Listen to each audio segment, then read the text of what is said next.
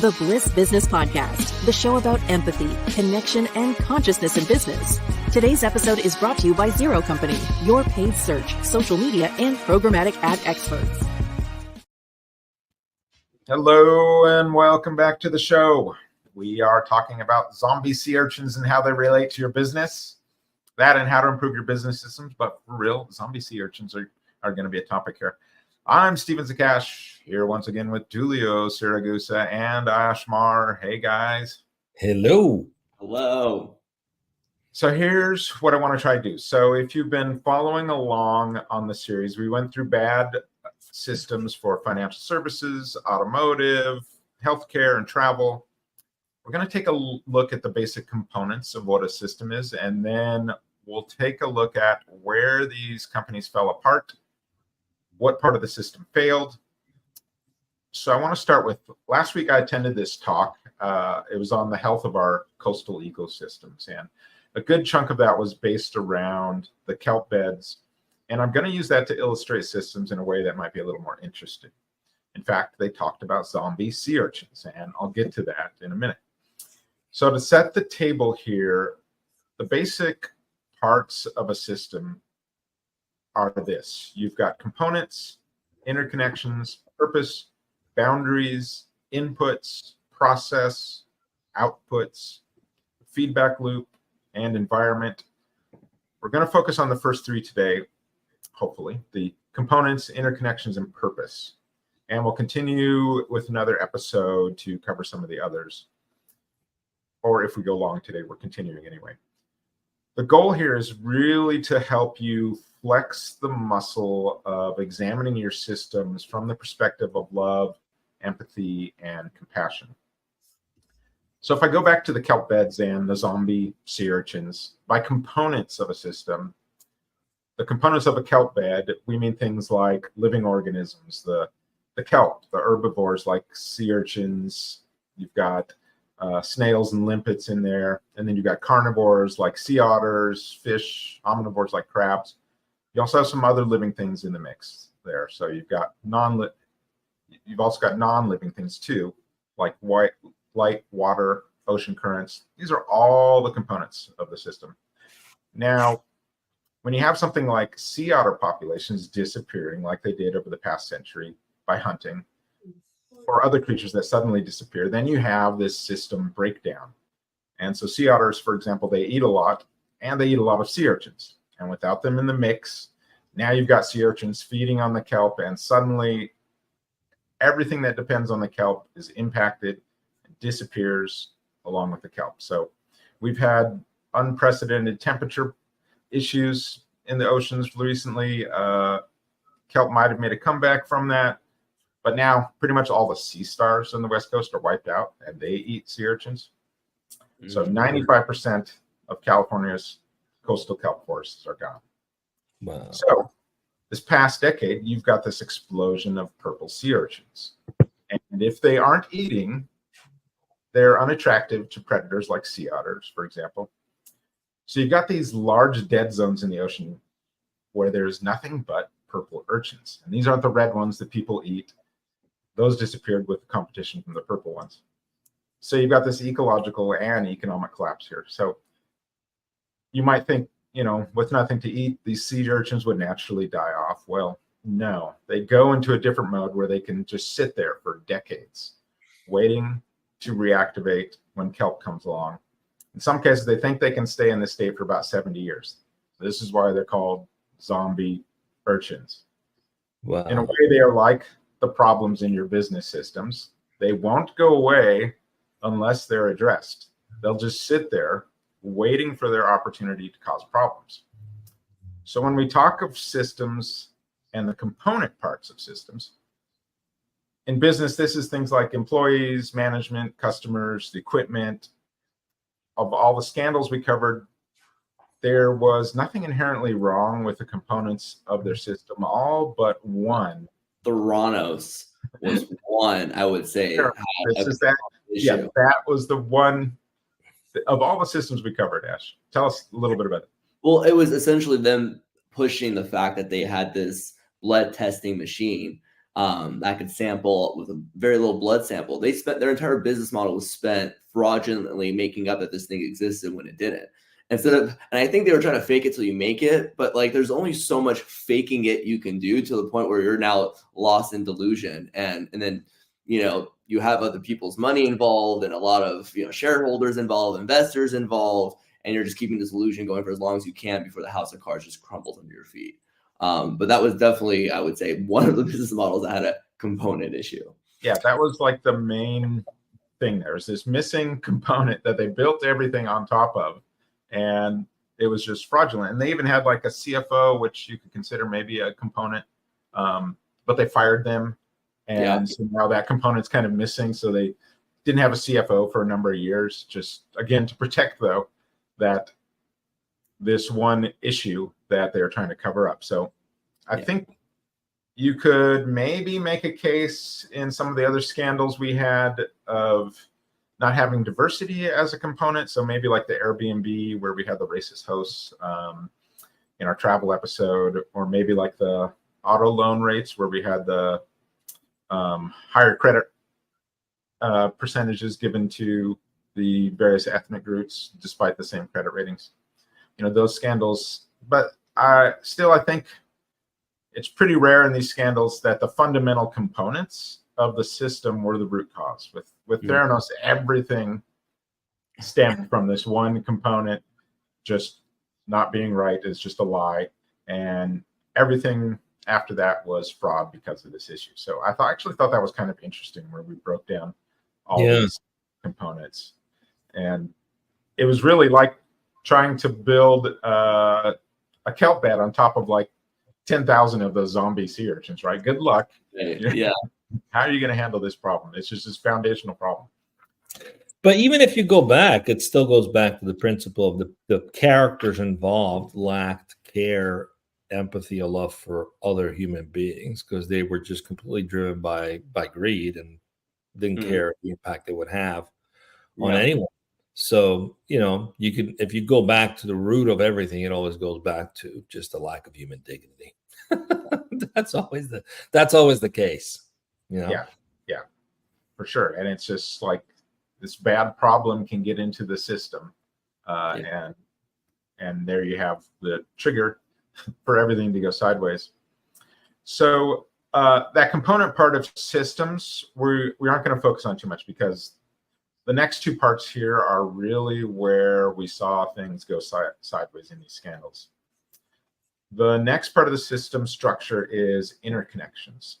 So if we're using our kelp bed as an example, this would be those relationships we talked about between predator and prey, the sea otters and sea urchins, for example, the relationships between the kelp and the sea urchins. It could be water and sunlight penetration. If this was a school, it might be communication between teachers, students, parents. These are the interconnections of systems. So about 3/4 of the scandals we covered had a failing here. Tulio, we want to reimagine the interconnections of the broken systems. Let's build a little love into these systems. Take us through what the original interconnections were like for financial service scandals we covered, and then let's reimagine these based on a Bliss approach.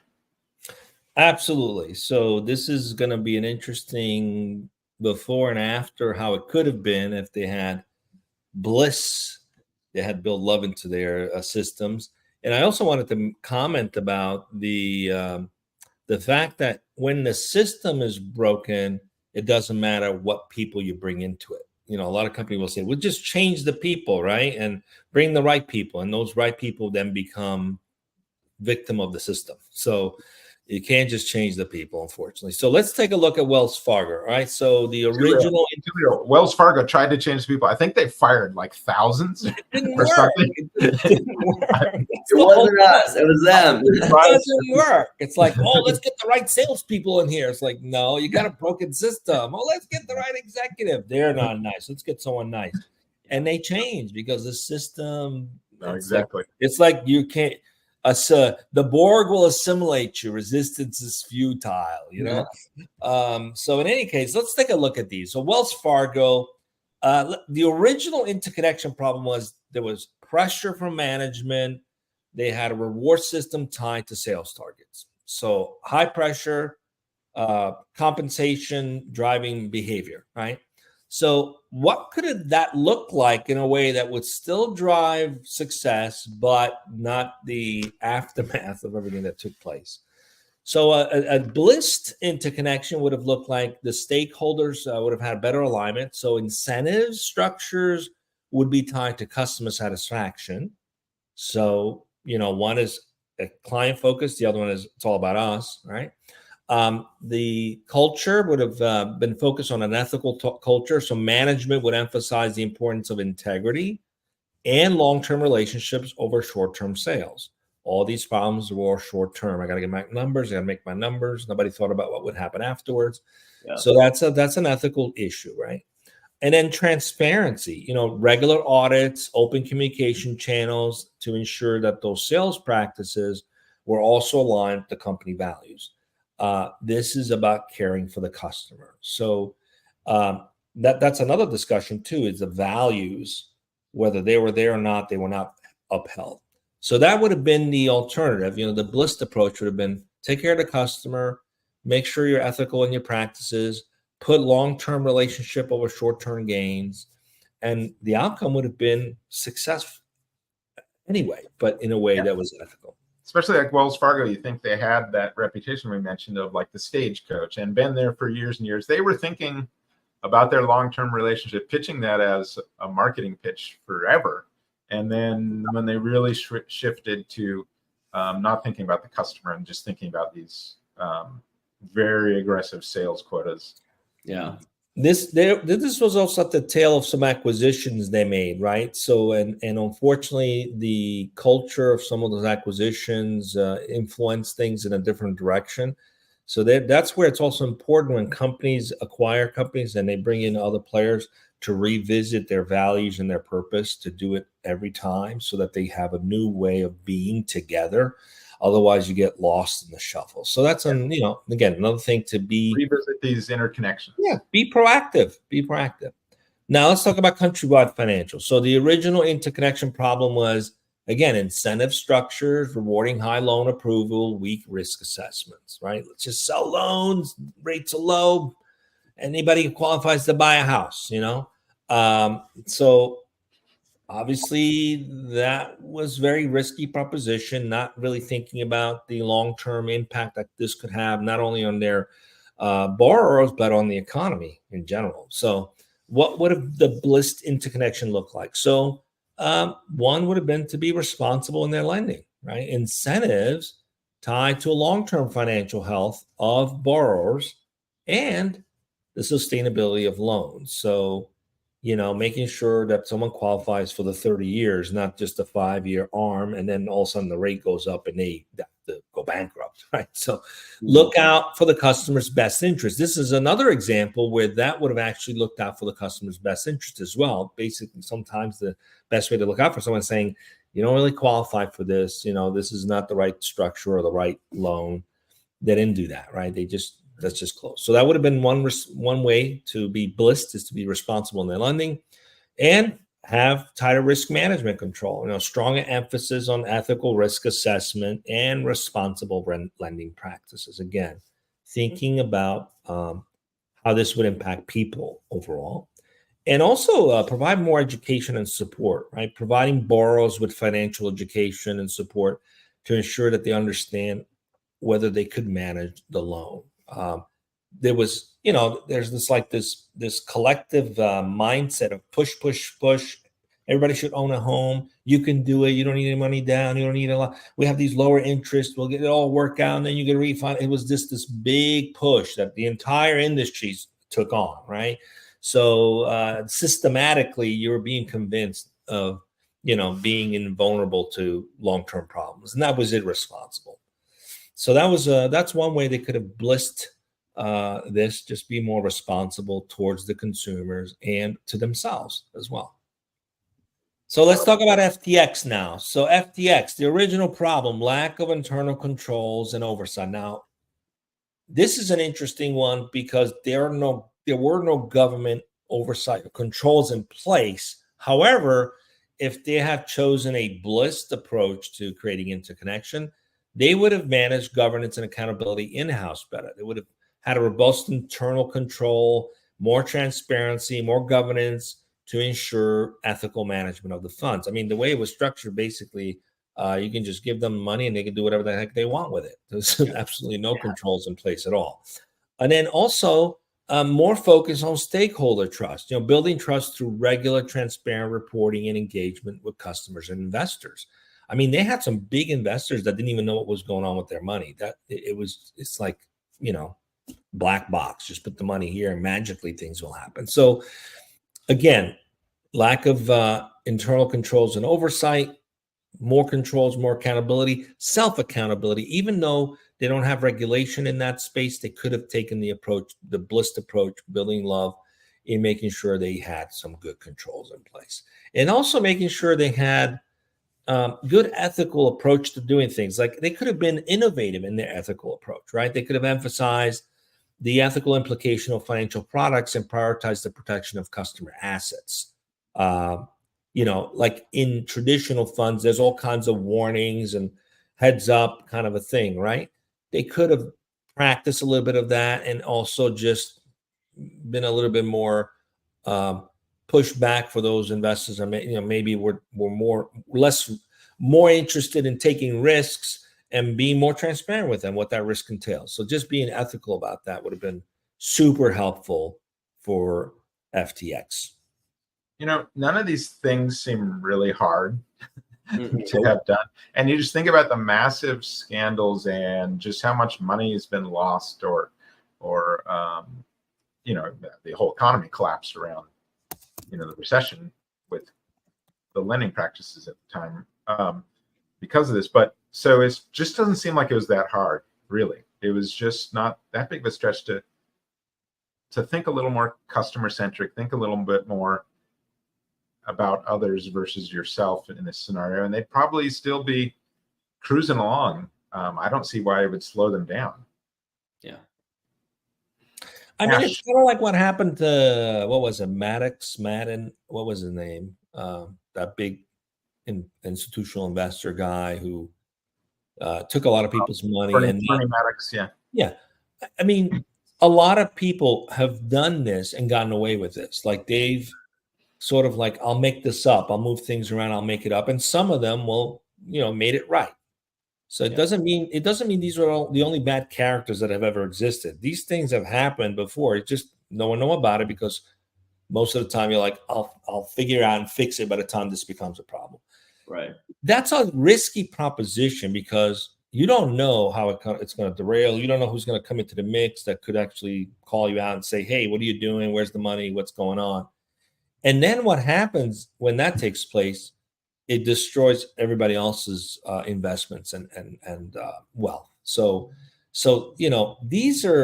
it's not about being ethical for the sake of just,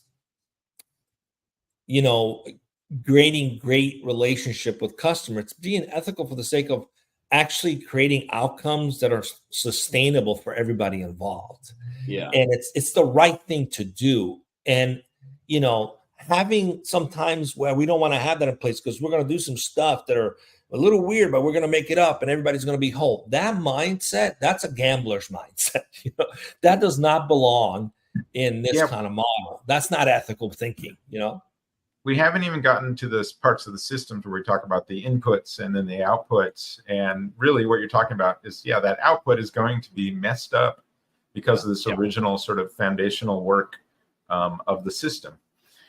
Ash, walk us through some of the automotive scandals that we went through. Walk us through in the same way Tula did here. Absolutely. So let's start with Sears Auto Center. So the original interconnection problem was they would have performance targets tied to aggressive repair quotes.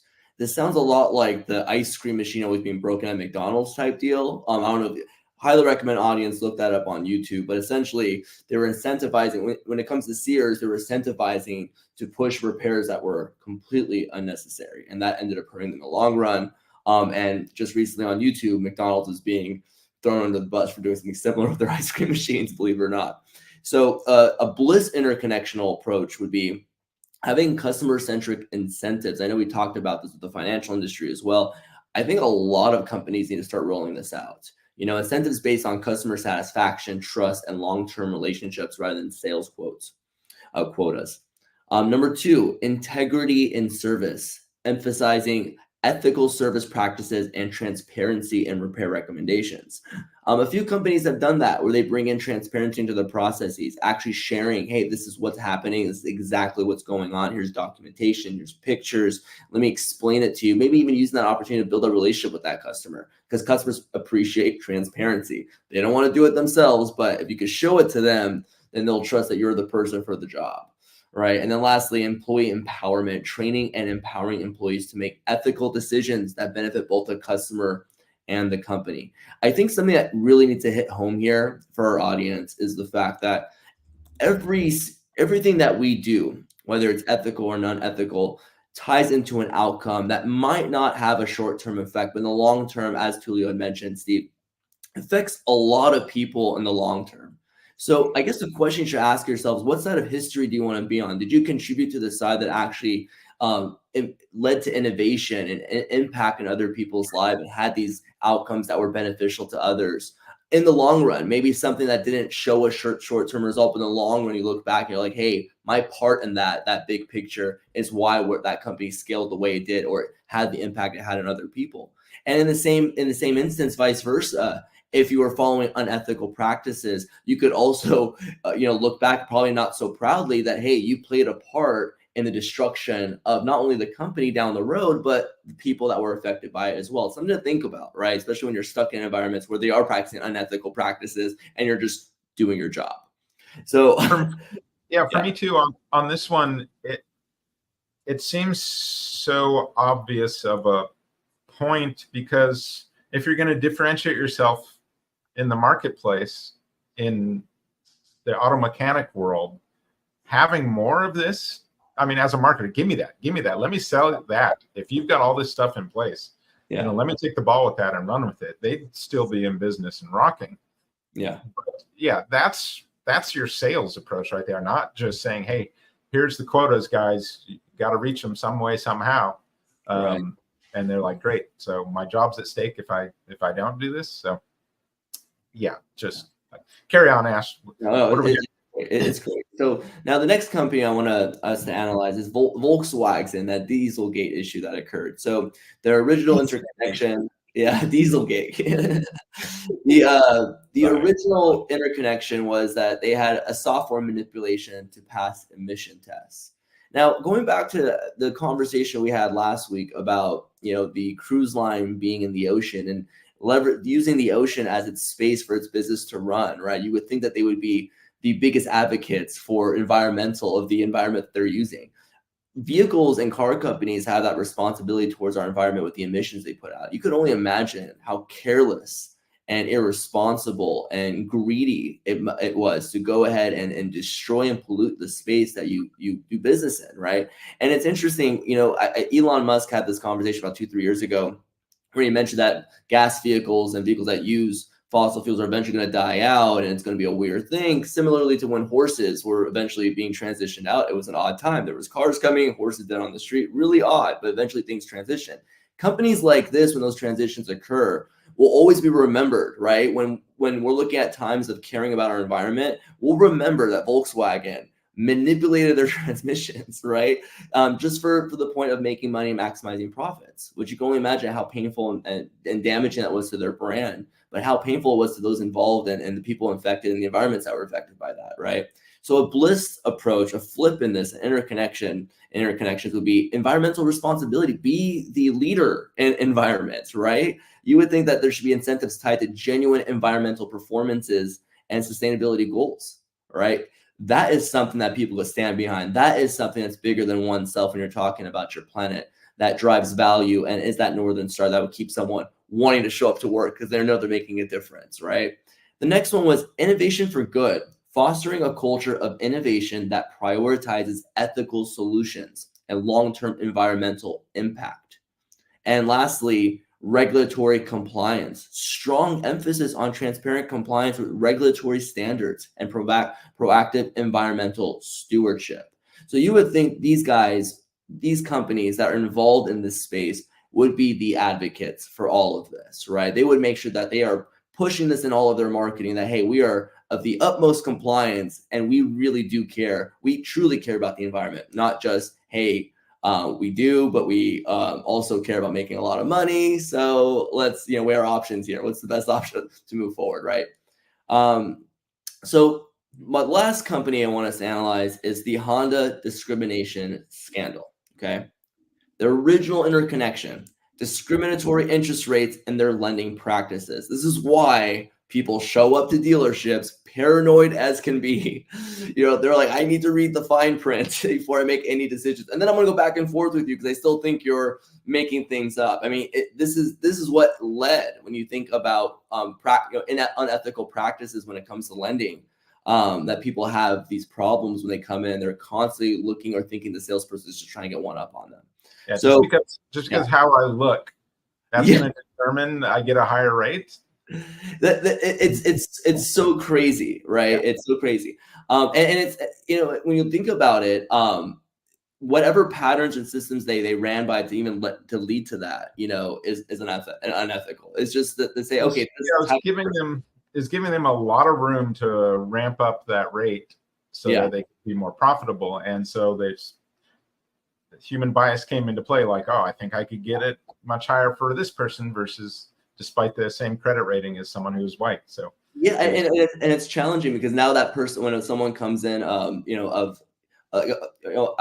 how the correct verbiage is these days, but to say, oh, I didn't get this loan because I am this way. Well, now they have precedence, if that makes sense, right? Which makes the sales process challenging. So what is a flip around this, right? What is a flip?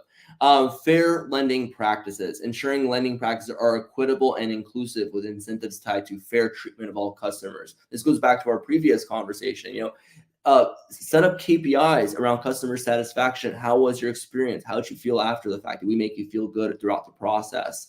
And then when people give positive remarks, tally those, look back at your overall revenue at the end of the month and correlate it to, oh, this many satisfied customers to this much revenue. I think there's a correlation tied to it. I highly recommend business owners, anyone that's watching this, try that experiment. Next one, diversity and inclusion, promoting diversity and inclusion within the company and in its interactions with customers. So these conversations happen before they have to be pointed out, right?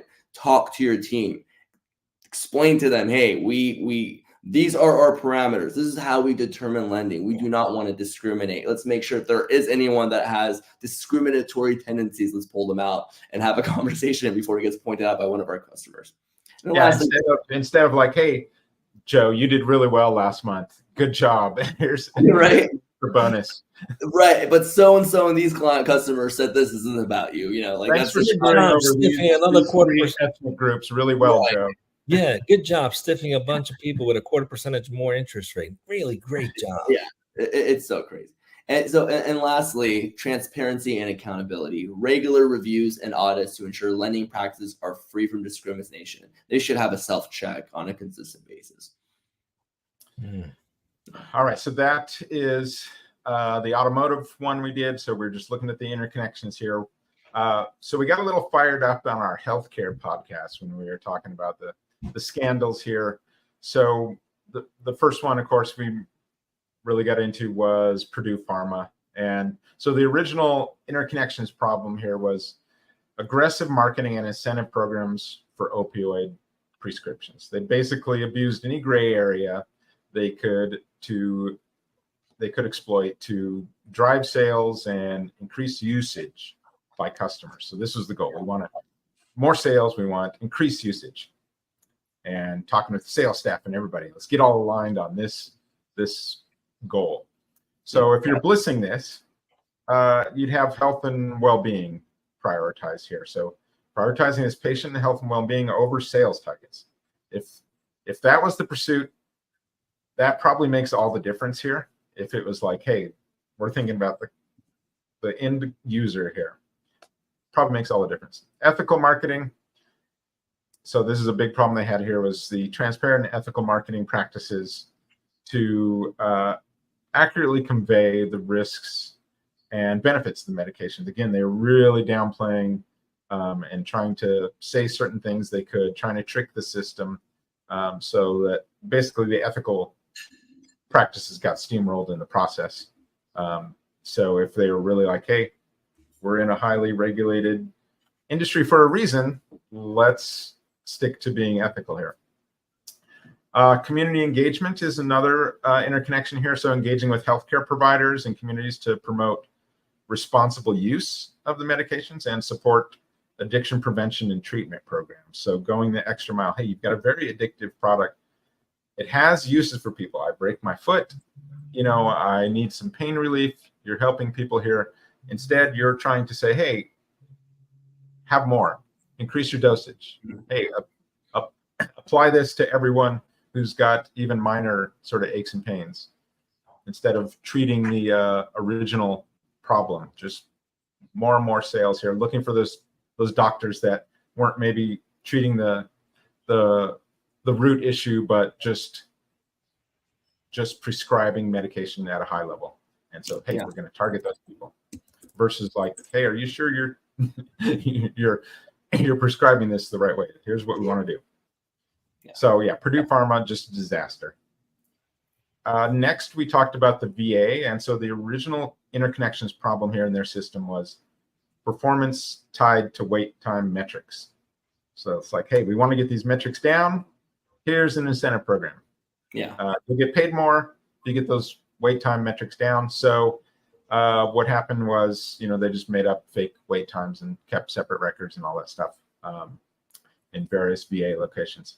So switching this, we want patient-centric metrics, performance metrics that prioritize patient outcomes and satisfaction rather than the purely administrative efficiency, right? We want to focus on the actual outcomes. Transparency and honesty. I mean, we obviously needed something here to promote that.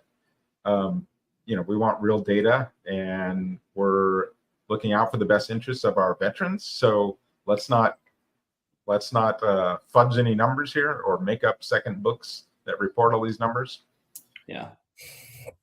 And then holistic care. So emphasizing this holistic care approach that just considers the overall well-being of the patient. If that's my interconnection from everybody that works at the VA is focused on, then maybe they're like, okay, hey, we can't quite meet these metrics. Why can't we meet them? Or we've got metrics based on happiness of our service, right? Our satisfied customers. And watch, those are going up. They're not. Why aren't they going up? Right. All right. And then, so that was our healthcare one. The last one here on our interconnections list where we saw the problems in this particular part of the systems was the airline overbooking policies that stuck out here. So at its extreme, this has resulted in that doctor being dragged off the flight because he wasn't, going to comply with having to give up his seat that he reserved. And they're just like, oh, we overbooked. Too bad. Call security, drag him out, bloody, and he's got appointments the next day. So the original interconnections here it's that overbooking policy with customers. So how about a little customer dignity? Policies that respect and prioritize the dignity and needs of the passengers. Being dragged off the flight and bloody and disheveled is not the way to go. We need to state the obvious. A little more customer dignity, please. So another thing, transparent communication. I think that's kind of a problem.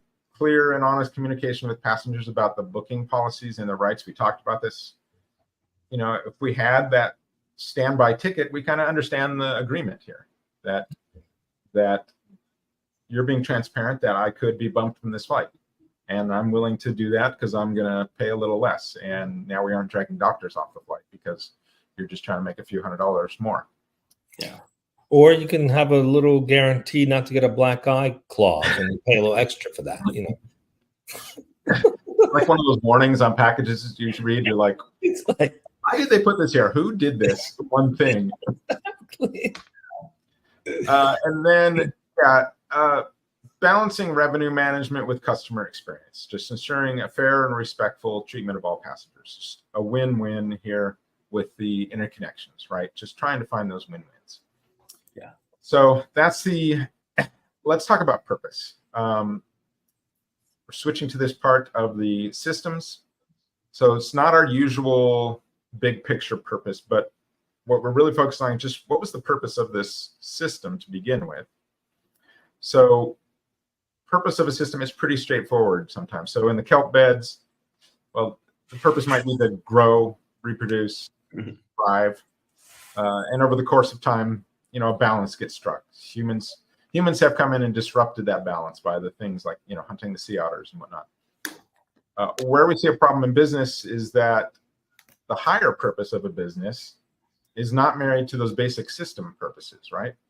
So let me explain here. You might have defined that higher purpose in your purpose statement of your company.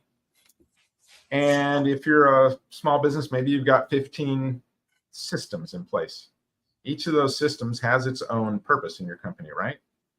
Mid-sized companies, maybe you got 50. Larger business, maybe you've got hundreds with their own purpose. So what we're talking about here is not a stated purpose. Sometimes it's just this is what this system was for, is this purpose. So these are what we saw as the primary purpose of their system that went bad.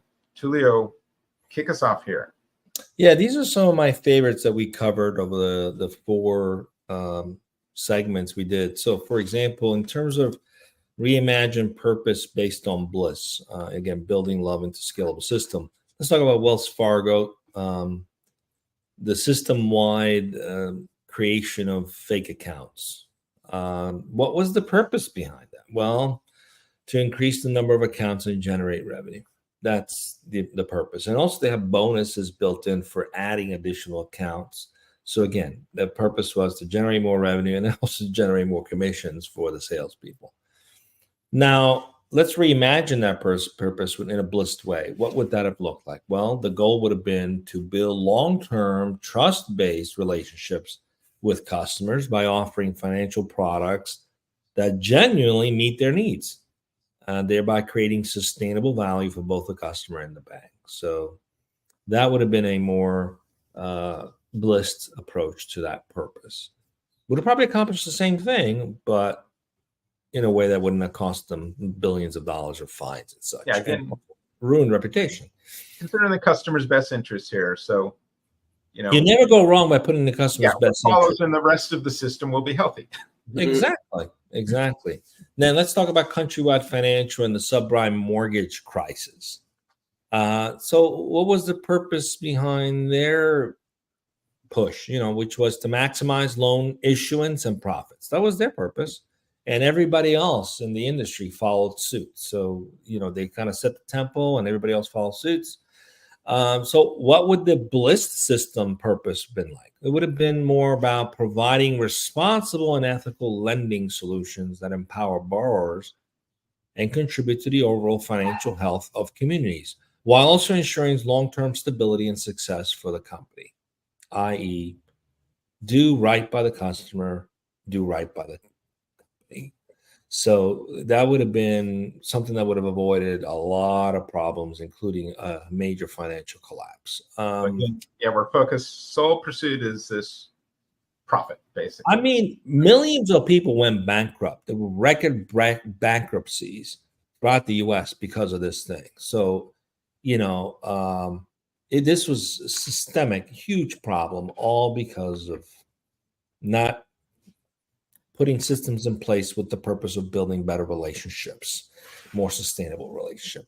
All right, let's move on to Sears. Okay, the fraudulent repairs. Why would they do that again? No surprise, to maximize repair sales and revenue. Again, it's always tied to revenue and profits. That's usually the driver, right?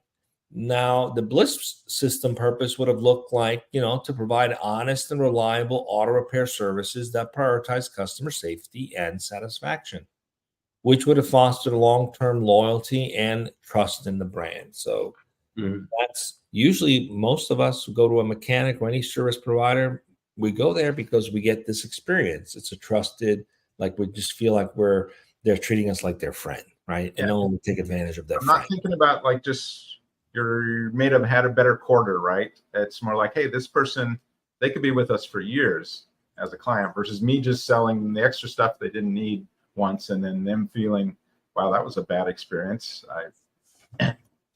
Well, that's the problem. That's the problem with focusing on just immediate shareholder value. You're not thinking about the next quarter, the quarter after that, or the people that are going to be involved with that and those who have to live with those decisions. You're just thinking about looking good for the moment. It's all about looking good for the moment.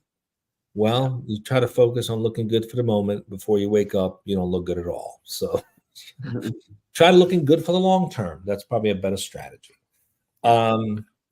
Okay, Volkswagen, Dieselgate. Right? It's like my favorite little term, Dieselgate. Again, what would be the purpose behind this emission scandal, right? Well, to meet regulatory standards in market vehicles, right? So the standards had changed, right? We went from no catalytic converters to catalytic converters. This was happening globally. So standards for emission controls were changing. So rather than sit there and figure out how do we make our vehicles more efficient, more emission efficient, let's just write software to make it look like we are compliant. So this is the thinking, right?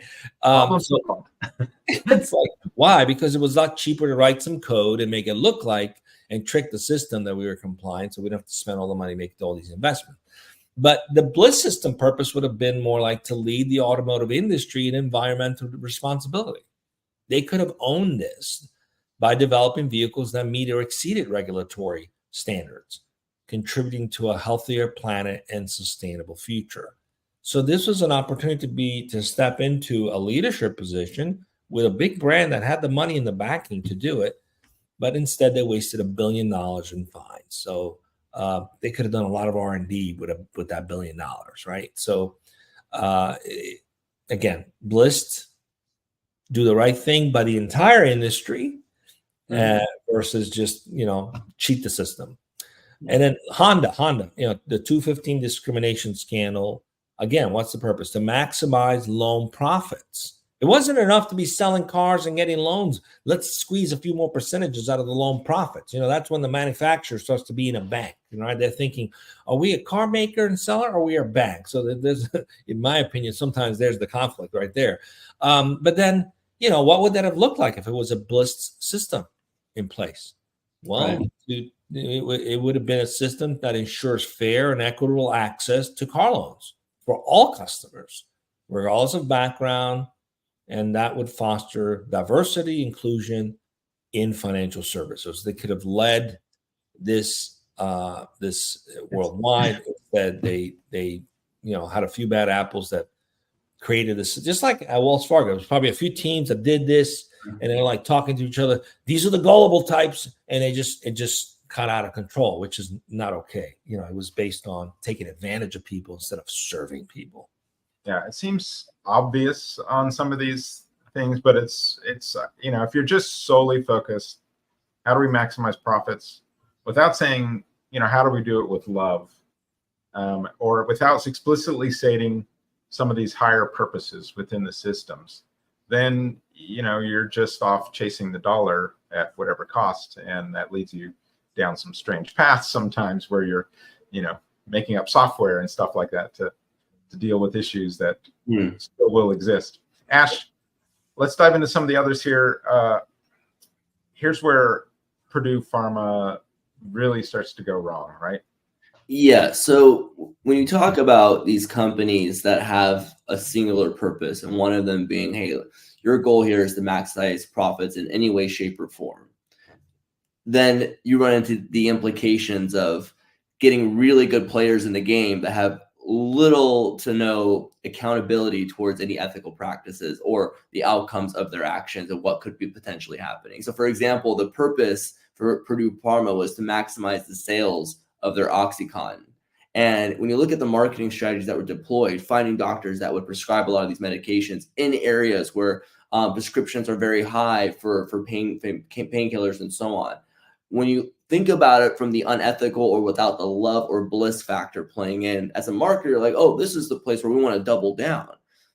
Now, when there's no awareness of your implications, the actions of what you're doing, you're not realizing that you're actually hurting communities, right? You're not sitting there thinking, and it was not something that was tied into the system. There's no right? empathy here, right? There's no empathy. It was like, I'm taking the same approach that maybe McDonald's takes, or someone with lead gen or whatever. I'm just taking the same approach without any empathy to really talk about what are the consequences here of me taking that same approach. And this goes back to, exactly. This goes back to the players that we mentioned.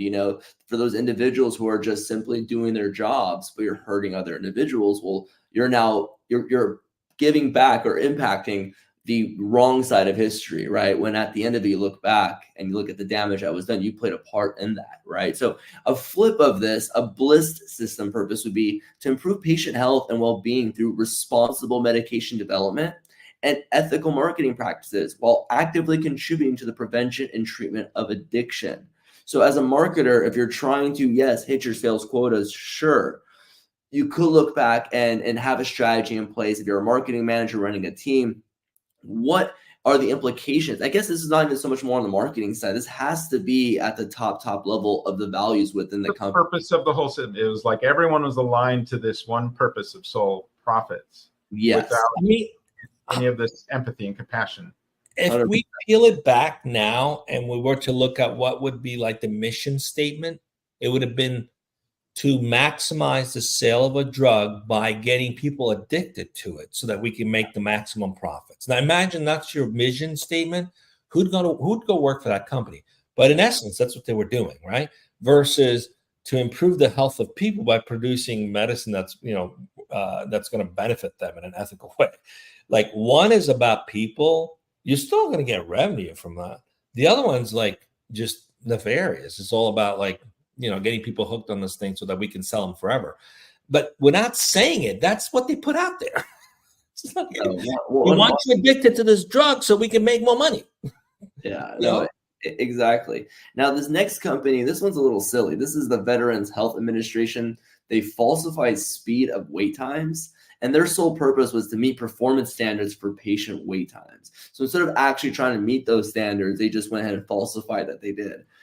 That eventually came and bit them in the butt, right? They pulled the Dieselgate. They pulled the Dieselgate, right, on patients. It's just absurd. So the Bliss purpose approach could be to genuinely improve the veterans' access to healthcare by focusing on patient-centered metrics that reflect the quality and timeliness of the care, ensuring that all veterans receive the services they deserve. I think that should be the standard, the least you should ask of any organization that is taking care of our veterans.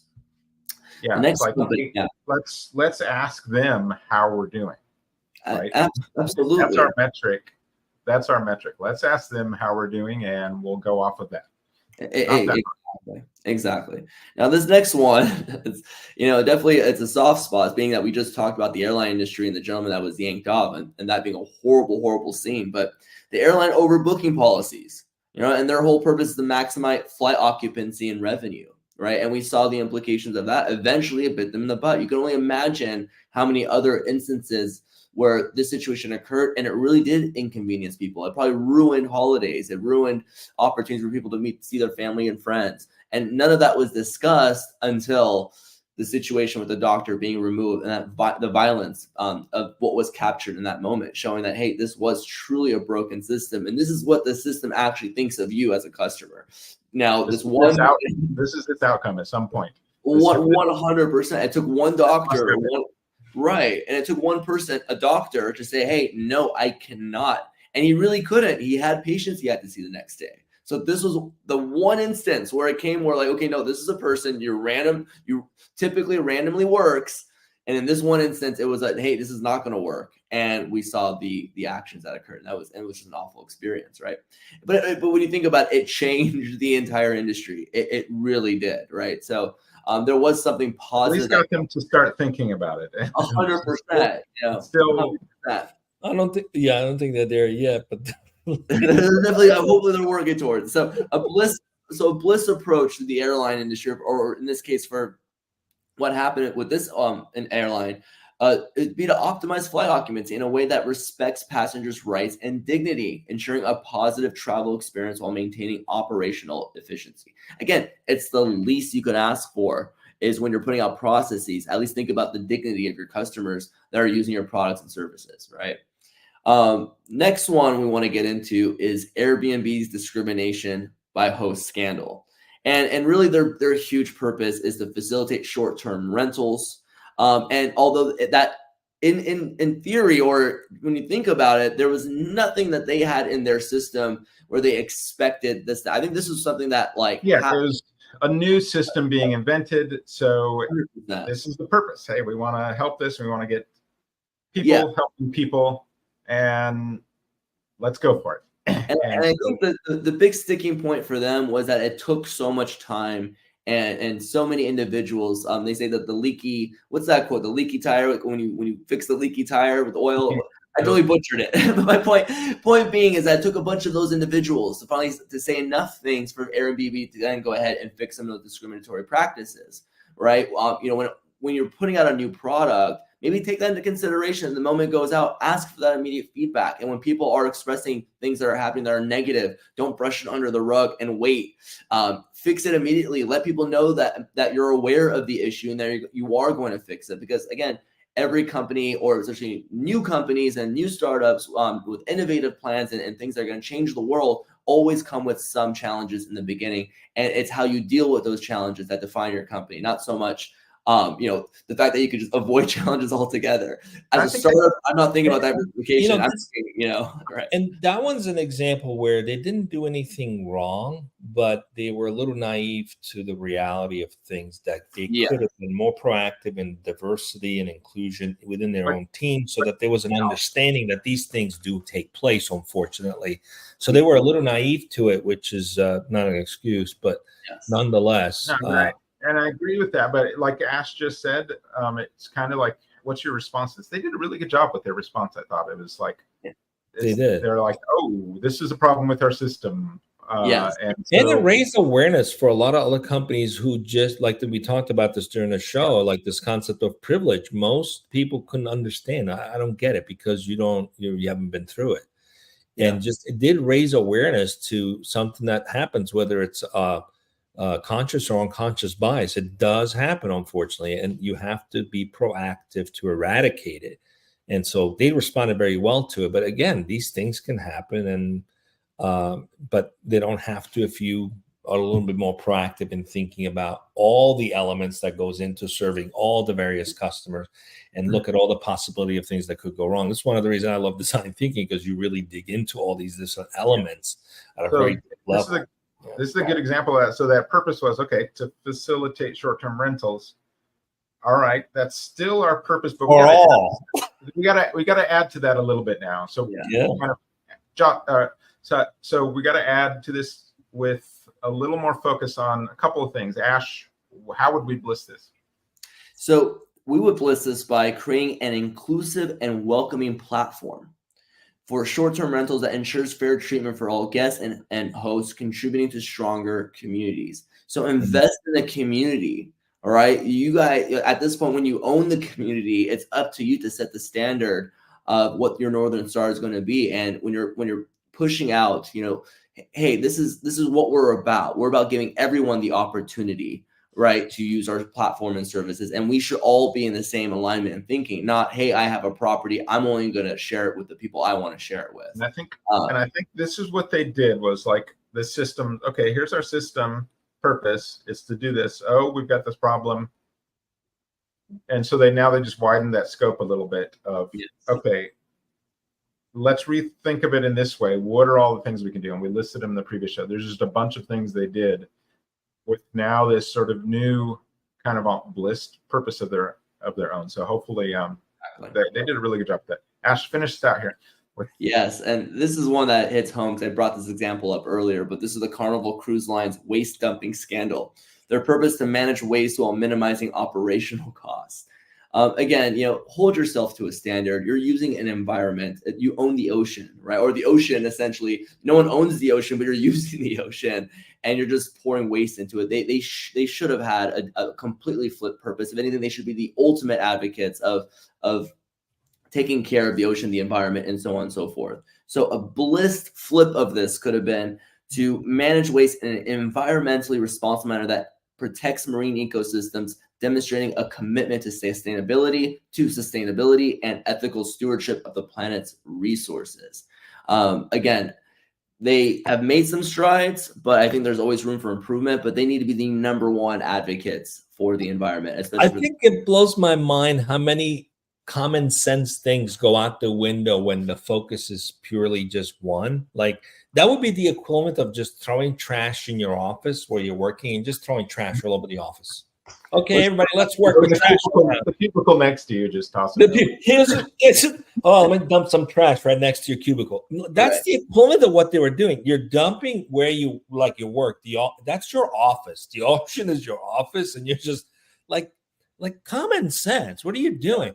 But that's what happens when the pressure is, we got to maximize revenue, we got to cut costs. It's like at all costs, just figure it out, or you're fired, right? And you're like, oh, okay, let me go fix that. I'm not going to think about anything else but just fixing that transaction. It's sad, but it happens, but it shouldn't be happening. So that's why we're here, to raise awareness around this. Stop the madness.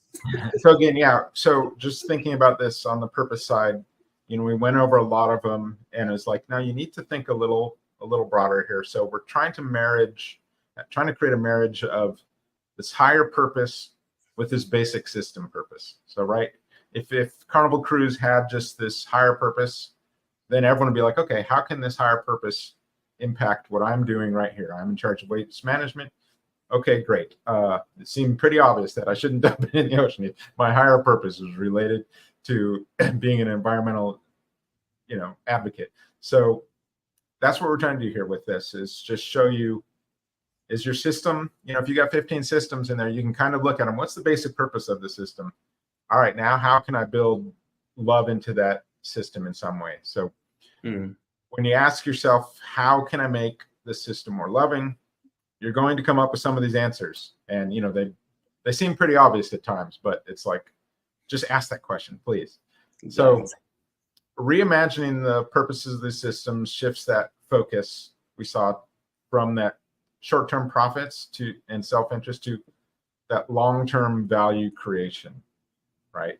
And ethical behavior and a deeper commitment to the well-being of all stakeholders, right? So this is conscious capitalism kind of thing. So the approach, it's not only going to help prevent scandals, but it really will foster sustainable success and a positive social impact. And it's something that your employees will be proud of versus having themselves compromised with their ethics and what they believe in just because, they need to pay the rent. So help them. So what side of the equation do you want to be on is really the question here. So pursue profits, but do it with love. So in this series, we've kind of highlighted some broken systems. We've now started to define the components of systems, which are components, interconnections, and the basic purpose of these systems. And we kind of highlighted how you can make some tweaks to your business by breaking the system down to these different elements and then building some love into them. We're going to continue a little deeper here, but that's it for today's show. So we will see you on the next Bliss Business podcast.